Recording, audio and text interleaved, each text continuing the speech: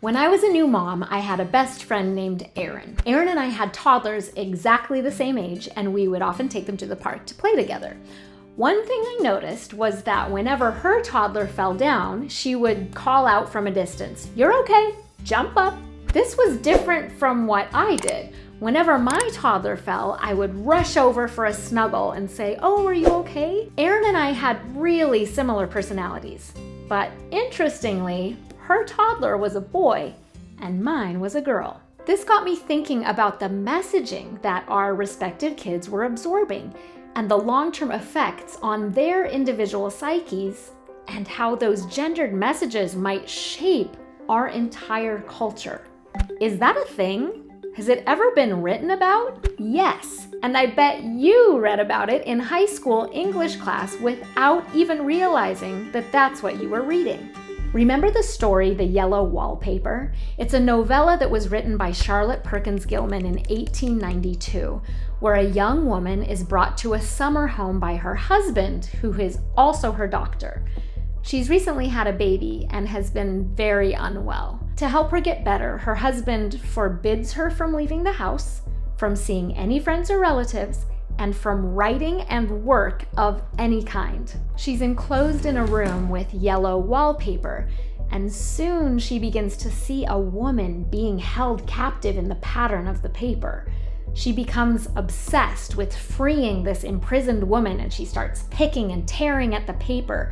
And by the end, she's crawling around the room, completely descended into madness. This story falls into the category of Gothic fiction, and some people read it at surface level as just a creepy story. Obviously, though, there are feminist messages here, and hints of a phenomenon that still affected me and my friend on the playground more than 100 years later. Stick with me and I'll tie it together. The Yellow Wallpaper was not just a work of fiction.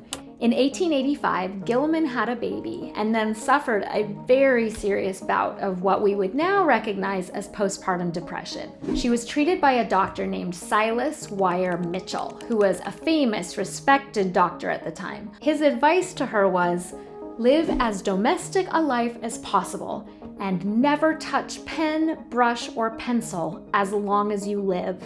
Anyone listening to this today knows what a terrible idea that is. But it was the 19th century. They didn't understand human psychology and they prescribed this for anyone struggling with mental health, right?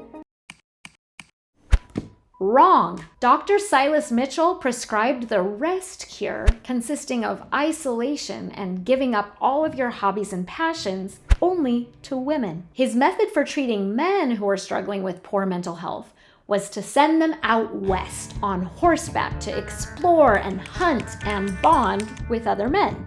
Among the men treated with the so-called West Cure were the famous poet Walt Whitman and future US President Theodore Roosevelt.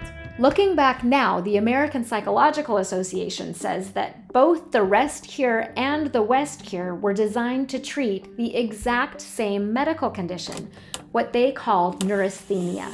Symptoms included depression, insomnia, anxiety, and migraines. So men and women were experiencing the same symptoms, but the different treatments they received ensured that women stayed home, contained in their proper sphere.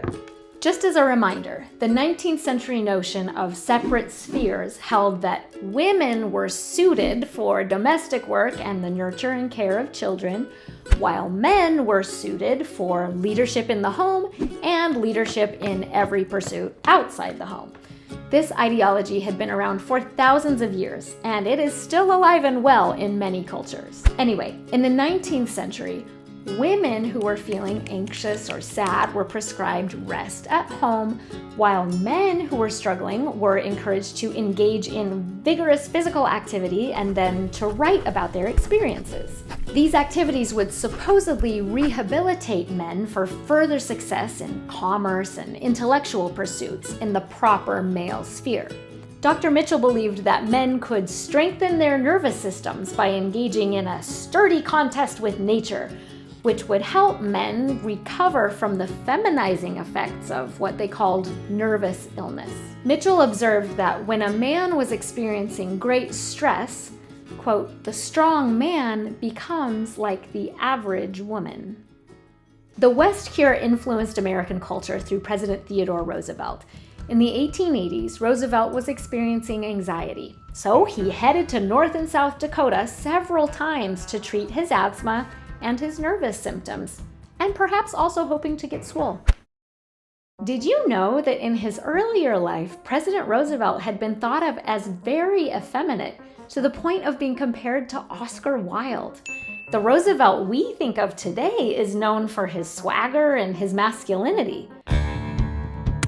Who knew it was all because of the West cure? The Rest cure and West cure were dramatically different in their effectiveness, making women's symptoms tragically worse and men's miraculously better. They were based on notions of proper sexual behavior, seeking to masculinize effeminate and possibly queer men, and discourage women from developing masculine traits that might lead them out of the home and into the professional world. Both were supported by the authority of science in an era that emphasized their understanding of biological differences between men and women. So back to that playground in the 21st century, where my friend and I found ourselves perpetuating this very same gender paradigm in our parenting. The good news is that as soon as I noticed what I was doing, I stopped rushing over to rescue my daughter anytime she fell. Instead, I stayed quiet to see what she would do on her own. And if she looked to me for a cue of how should I interpret this fall, I said, "Jump up." And she did, happily. And of course, if either of our kids got really hurt or came to us for comfort, both the girl and the boy got lots of hugs and empathy. Have you ever seen this dynamic play out for toddlers? How about for older kids? If you're a teacher and you ask a question to the class and a student gives a fairly decent answer but could be pushed harder to help them develop their thinking, do you challenge the girl as much as you do the boy? If you're deciding what activities to plan for a church youth group, do you plan a long, strenuous hike for the girls as often as you do for the boys? Have you noticed any of the themes explored in the Yellow Wallpaper or the residual effects of the West cure and Rest cure in your life? Tell me in the comments below. Thanks so much for watching, and make sure to like, subscribe, and forward this video to all your friends.